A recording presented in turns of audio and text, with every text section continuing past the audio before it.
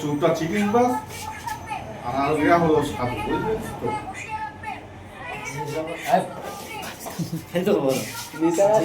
Vote vote করো, এত vote vote করো আর সামনে আসি তোমার লজ্জা পাচ্ছে? হ্যাঁ, তুমি নাকি টিএমসির দাদা, এখানে আসো। এই যে দাদা, টিএমসি তুমি দাদা, এসো। তোমার তোমার গার কুচে দিচ্ছে তোমার, এসো। আর এই লোকের নির্দল, কোনো দলের লাগ, পুরো নির্দল লোক, ঠিক আছে, আমার মতন।